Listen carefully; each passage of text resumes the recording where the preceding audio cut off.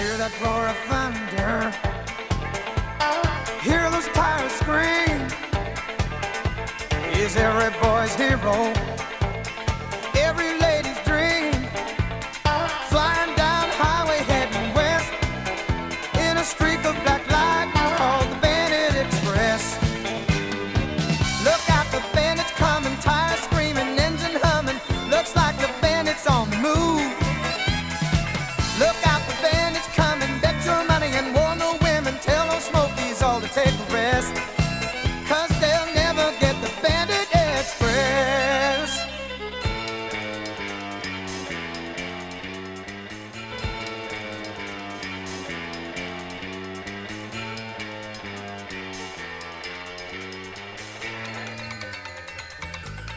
Well, he won't take a detour, 'cause he ain't got the time. He can turn on the nickel and give you change for a dime. Always first, never second best. It's a streak of black lightning called the Bandit Express. Look out, the bandit's coming, tires screaming, engine humming. Looks like the bandit's on the move. Look out, the bandit's coming, bet your money and warn the women. Tell those smokies all to take a rest, 'cause they'll never get the Bandit Express.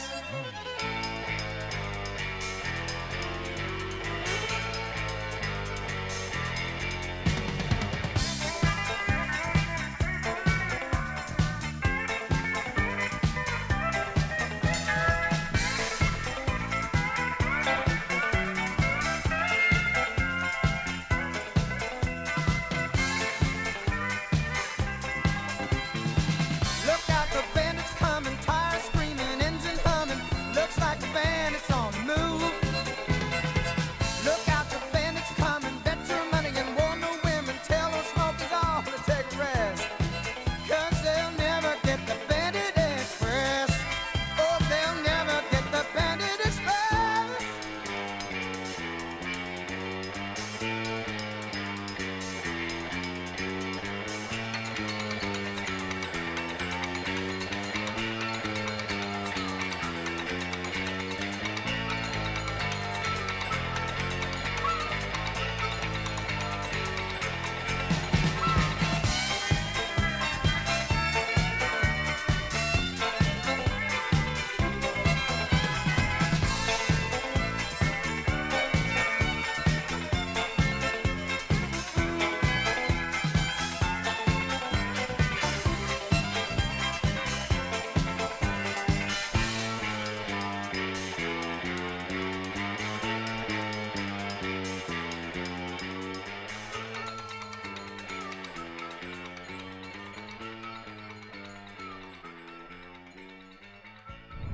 Morning guys, Brad the Aussie Truckie here, northbound on Highway 31. Coming to you the wee small hours of 3:05 AM. Obviously it's dark. I've had some questions come up in the comment sections of the past videos about fatigue and working the hours that I do. Yeah, it's tough. The human body's not meant to be up this time of night at all. We're supposed to go to bed when the sun goes down, then wake back up when the sun comes up. But unfortunately, not always the case now in this day and age, where people want stuff next day delivered and everything else. So the overnight express drivers, we're working night shift. But, your body gets used to it. You sort of notice that on the weekends. You feel tired when you normally go to sleep during the week, which at the moment is around that 4 o'clock in the afternoon. But it's not as bad. Previous job, when I used to work at the at a Woolies DC, I was doing Cooma and Jindabyne in the morning, and yeah, I was starting my shift at 10:30 at night in the evening, so it was a lot harder. Big days going up there, up through Canberra, dropping at Cooma by about 5 o'clock, 5:30, and then up to Jindabyne. And if you're lucky, you come back over Kyandra Range and Kosciuszko National Park. But sometimes during winter when snow had fallen. It wasn't all the time, but a couple of times you have to go back through Canberra and next minute's, yeah, you're getting home at 12, 1 o'clock in the afternoon, home, shower, then straight into bed, so you can get some sleep before getting back up at 10 o'clock and starting the shift again. But it happens. As I said, your body gets used to it. Over the Christmas break, when I had a couple of weeks off, I think it took about 3-4 days before I started staying up later at night, being able to sleep in past 5 o'clock in the morning. Because that weekends you don't really get to it on a Friday night, because you're normally in bed by 4 in the afternoon. You're feeling pretty tired, pretty tucking out by 6-7 o'clock. So if I don't fall asleep in the recliner, being all nice and comfy, I'll get to bed and probably sleep. I'll probably get 8 or 9 hours sleep on a Friday night, which is good, which is handy. But then going into Saturday night, Sunday morning, because again you're back into bed at 4 o'clock in the afternoon. We normally get up at 4 or 5 o'clock on a Sunday morning, so I still get 8 hours on a Saturday night. But it's tempting. Hopefully there's nothing happening on a Saturday night. I can get into bed at 7, 8 o'clock and get that sleep. But if you don't, that 5 o'clock in the morning is hard. That's normally if I go camping, it's a Saturday night, just because you normally wake up anyway after sun, and yeah, you just got to feel tired enough on a Sunday night, Sunday arvo, to go back to bed. If you get too much rest, it's a slog trying to get to sleep at 4 o'clock on a Sunday afternoon. And unfortunately, at times, need a little bit of alcohol assistance to help get to sleep. And then there's the sleep itself. By well, at least by 4 o'clock, I'm off YouTube, off the couch, and starting to prepare for bed. Sometimes it might take a while to get to sleep, and then try and have a solid sleep. There's still numerous occasions. The other night, for instance, roll over, feeling completely awake, alert, and first thought's I've missed the alarm and slept in, and then second thought is, oh no, it's a couple of minutes more and the alarm will go off. I've got a habit of waking up 5-10 minutes before the alarm's due to go off. I've had that the last 2 jobs, which is annoying. I'd love to be able to sleep up to the alarm going off, but nah. Woke up alert. I think I waited about 15 minutes there in bed, alert, and finally checked the watch and I was only up past 10. I still had 2 hours to go before I had to wake up. And then I think I only slept for about half an hour in that block of times. I'm a light sleeper. I sleep with earplugs in, and trying to get back to sleep was just an ordeal. Luckily, my partner works night shift, so she gets home about half an hour before my alarm gets off, about 11:30, 11:45. So it's just me in the bed. I don't have any other distractions apart from the kids running around. So sleep plugs go in, and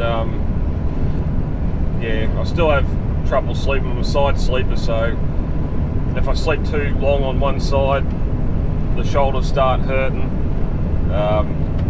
Even though the comfiest pillows I've got, still your ears, the side of your head gets sore from sleeping on it too long. Just, we spend 3/4 of our lives sleeping. I just wish I could sleep better and sleep more comfortable, but unfortunately that's not always the case. So, but driving, there are like you've seen in the first video, coffee mug. I try not to drink too much coffee. Just I read that it stays in your system for up to 8 hours after you drink it, which is why I probably shouldn't be having the cappuccinos on the way home at Tarcutta if I feel tired, because that's around 8 hours later is when I want to go to bed, and if it's still in my system, that's probably why I'm having such an issue staying awake. but or staying, yeah, getting to sleep. But that my homemade chicken soup that probably another hour before I crack into that. I think it's the torture of having something hot that keeps you awake more. But that, and then plenty of fluids. Got a litre and a half of water there that stays cold for most of the trip. I still drink that when I get home from my run if there's any left, and it's still nice and cool in those double-walled containers. It's great. But yeah, apart from that, having some snacks along the way. You do what you can. Do what you can to stay awake. Like, I got the light on now.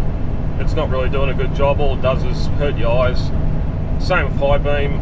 This truck's got spotlights on it, but I normally stay on low beam on the highway anyway, except for Monday night where there's not much traffic. The rest of the week, there's no point having them up, because you put them down every 5 minutes, you're getting a bit of glare come off the concrete, and yeah, same. Dash lights are turned right down, and then yeah, if it gets bad enough, you got the chemical help, which I don't often smoke at home. It's normally something I picked up or do when you go out on the piss at the pub and that, which isn't helpful. It's probably more harmful for me having one or two here and there than being a pack-a-day smoker, but that's dear. I'd hate to be smoking that many for how much the pack costs these days. But sometimes when things get a little bit drop-eyed, it happens. I suppose the other thing too is normally leave this towards closer to Canberra, but got a 5 kilo dumbbell weight here that get the exercise going, which can be problematic at times, because you get the heart rate up, you get all excited and work out and everything else, and then about half an hour later you drop off, get tired real quick. So that's that's the nightly routine anyway while I'm on the road. That, radio, UHF when it works, and yeah, watching the cars drive past. There's not much else you can do this time of morning on the highway. But yeah. Oh, truck, turn that off for a minute. Oh, that's better. Eyes can adjust again.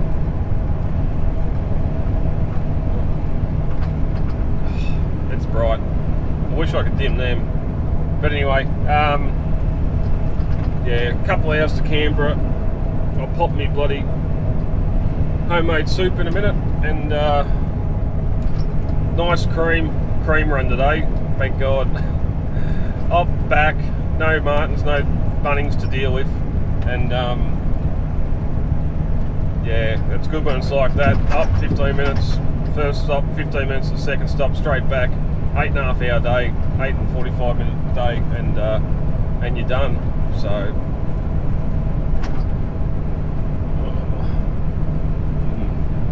anyway, you can't have it all the time.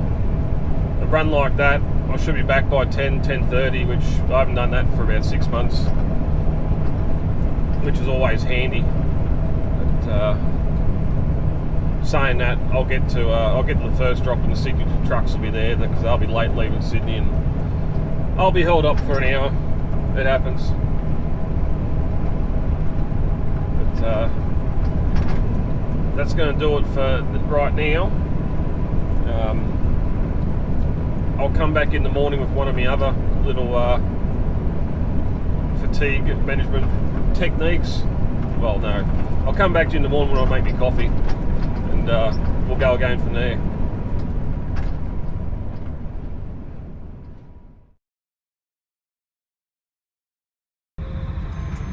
Coffee time.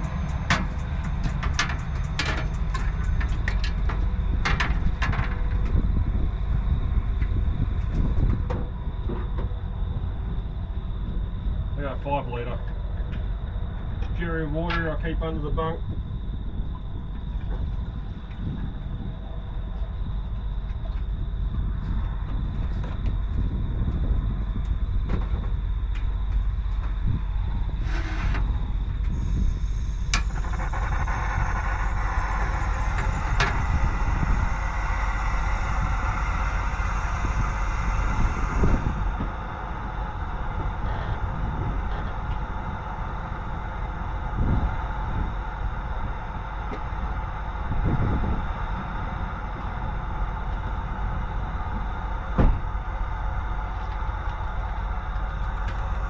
beautiful Kulak.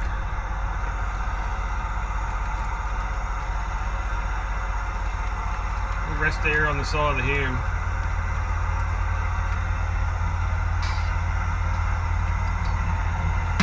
So I've just put a bit more milk in the bottom of that, and just have these little caramel latte satchels you get for bugger all from the supermarket.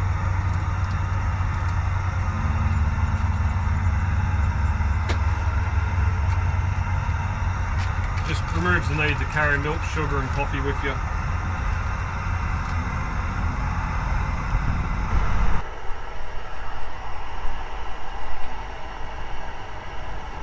This is just a little, I think it was about 50 bucks from Kmart, little Camp Master jet boil type thing.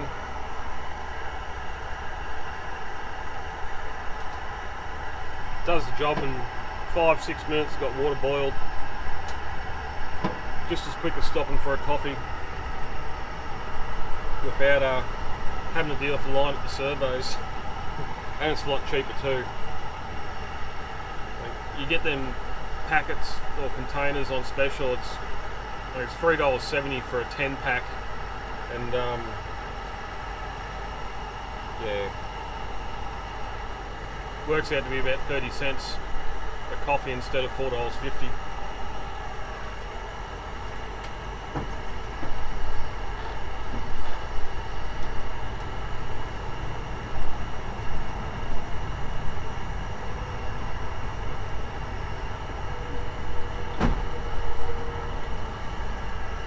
The only problem with them is they're only good for about 150 ml,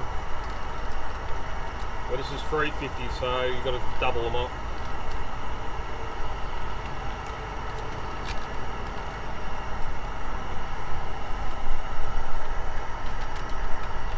And I always carry half a litre of milk with me to drink anyway, my esky, so I'd put a little bit of milk in there just to cool it down a bit. Because even in the thermos, after about half an hour, she's still pretty hot to drink.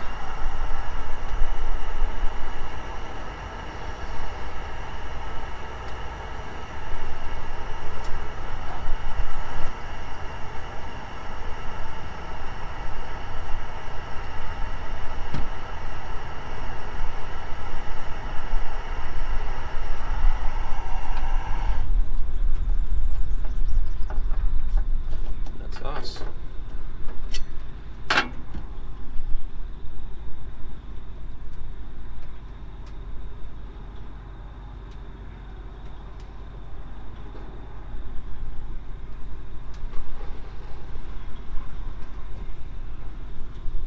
The only problem, it's real foamy.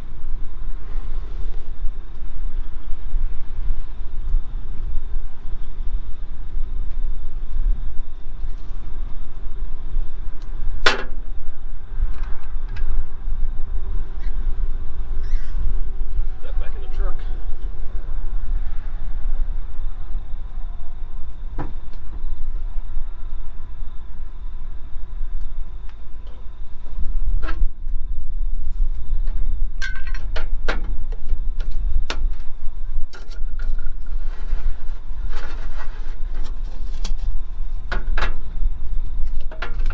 Make sure it's not too hot, doesn't melt.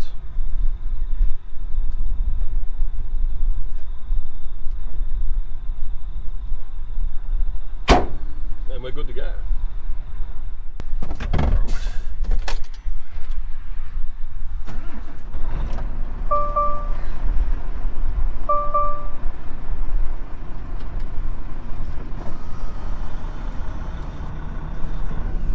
Take it out of gear would help.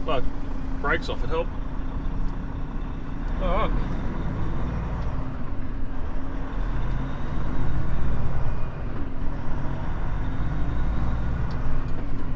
That's a good little way to manage fatigue as well. Just quick 5 minute, about 7 minutes from when I pulled over to taking off again. So quick 7 minute stop, make yourself a coffee, walk around the truck, check the tyres, make sure there's no bulging in the taut liner.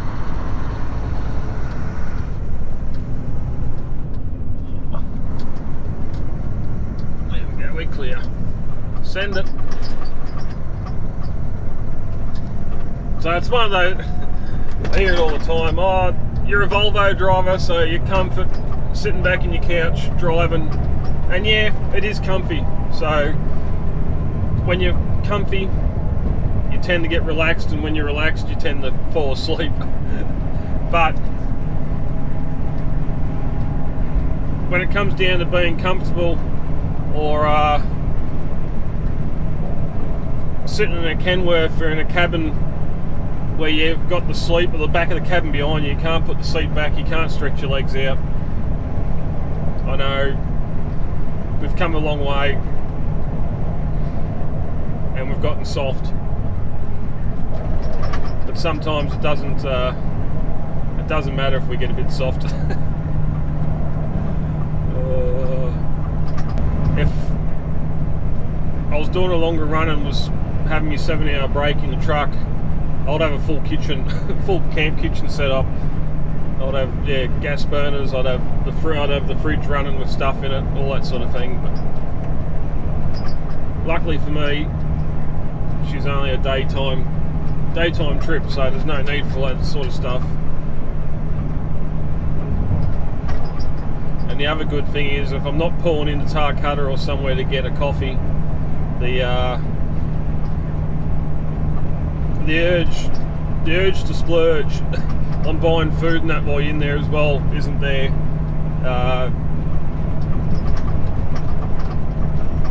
Like doing it this way, I'm saving nearly $50 a week just in coffee alone.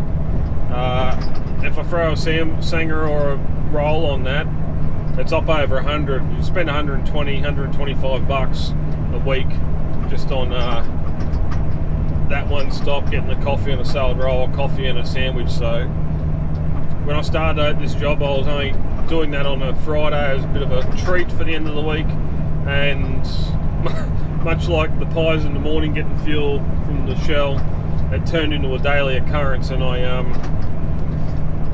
don't want to keep that trend going. So I suppose there's not much more to add.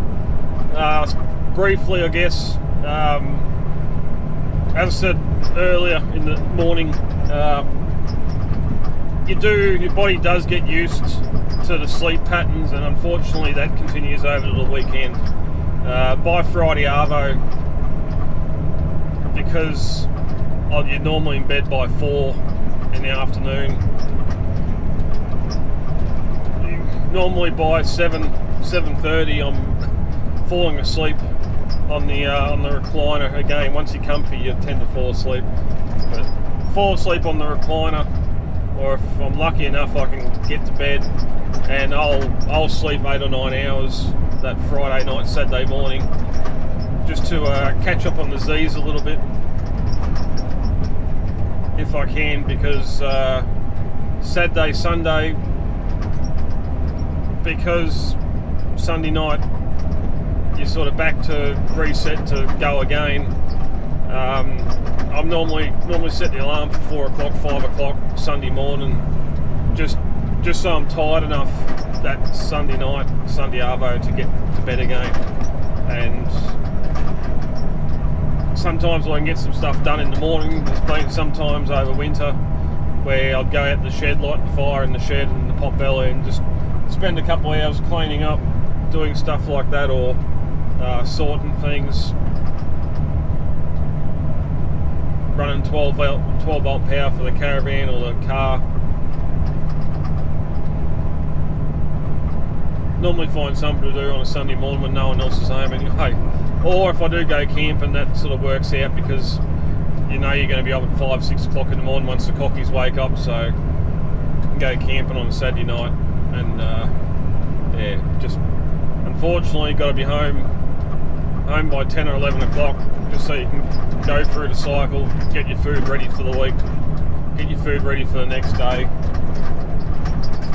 get everything packed, and shower and go to bed. Do it all again, over and over and over. But I think that's pretty much covered it. Again, if there's any questions, hit me up in the comments below. But if you want the more lengthier conversations, head over to the Facebook page. There's links in the description. to get to that, and we can have a merry old chat over there. I know there's a couple of people that have been looking for shout outs. I'd love to, but if everyone did it, I'd be here doing a 20-minute video just shouting out everyone's commented. I do appreciate the comments. I love interacting with you guys, and love the fact that you're enjoying the videos. So go easy on Mark Copper. Unmarked BMW that works around gunning the Yankees out of Wagga. Come on. Oh yeah. Angry lights on. Let's chase him. So yeah. Cannot appreciate it more, the support I'm getting from you guys. More so now in Australia than before. The first few episodes or videos, it was a international thing, but now it's sort of settling down, I'd say, and there's more Aussies that are watching than overseas again now. So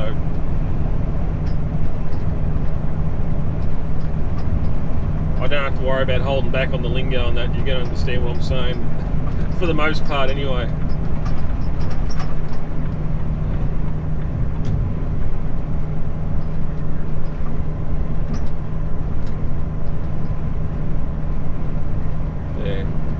Anyway, probably give another 15 minutes, I'll be able to crack into that coffee. Just passing Gunda guy. So we're about 2 hours from home on this cream run of a day.